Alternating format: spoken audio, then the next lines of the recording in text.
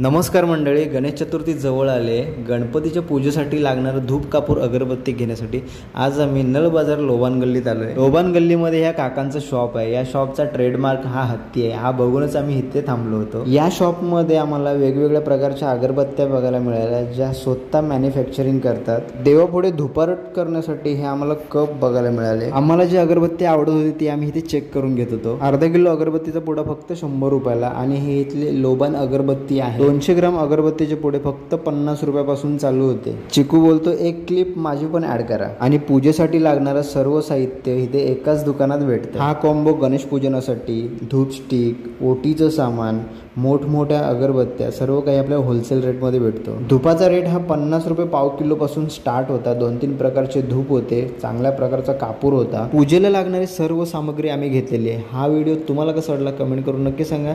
पेजवर नवीन असेल तर फॉलो करायला विसरू नका. चला.